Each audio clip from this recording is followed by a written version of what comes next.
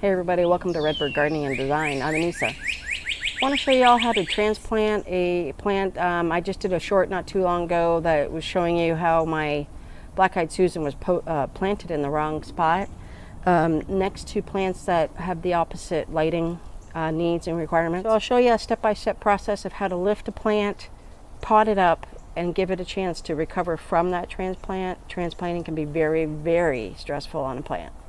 And it's August 1st here in North Florida. It's really hot, so we don't want to stress it any more than necessary. This is the wrong time of year to do a transplant, and I will be putting this plant into shade after I remove it. Fortunately, this poor plant really took a beating. I'm going to lift it with my fingers crossed. Hopefully it will make it. I'm going to use, this is a shovel that's called a trench digging shovel, given its narrow shape to it. It'll be really easy to pop it up. Now what I have available now is I poured some good soil, bagged soil, into a bucket. And here's the pot that I'm going to put it in. I happen to save a lot of pots. You definitely want a pot that has holes in the bottom of it so we have good drainage. So I'm about 4-6 inches out. Just go straight down. You know you've hit it because the plant just moved. And just easy. Go down the length of the shovel and lift, just like that. So you can tell, given how easy that popped, that it hasn't really established its roots much. So a good rule of thumb is to prep everything, put some soil into the bottom of the pot first. I will probably go probably about 4 inches. I'm going to go to about here so the plant has a base to set down into. There we go. A good quality soil will be worth its weight in gold for you. Right now this plant is struggling and obviously nutrient deficient and needs light. Up we go. And here it is. You can see, can't tell, see the little white roots here. There's a root. So got as much as I possibly could and drop that in there. And just for time, I lifted these other two pieces that look extremely dead. I'm going to cut them back a little bit, and hopefully they will take.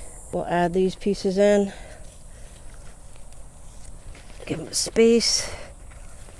Lift up. Add some more soil. And then we're going to water this in really, really well. Set it in a shady space.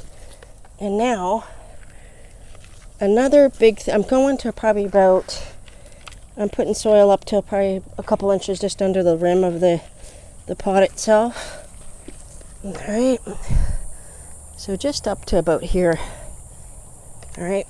Next up, before we water it in, I'm going to cut off all the flowers. Flower production takes a lot of energy out of the plant. So we're going to cut these back.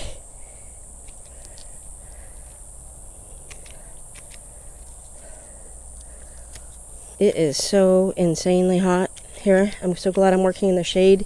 Even in the shade, I've got sweat just rolling down my head. It's crazy. I'm over the summer heat. And here we are. All the flowers have been removed. I've taken off a lot of the dead, and we'll go water it in.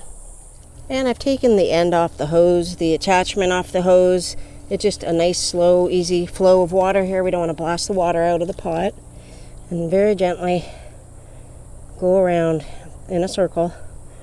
Make sure it soaks all the way through. This is very dry soil, so you really, really want to make sure the entirety of the pot gets soaked through.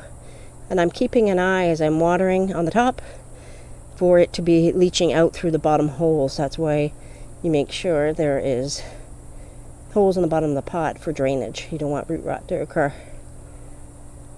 And I think that's probably good. Yep, we have, you can see down here, the water is draining out of the bottom of the pot.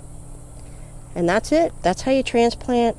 I strongly advise don't do it in the summer because it's just too hot. It's very, very stressful on the plant as it is. And I'm going to leave it over here in the shady area.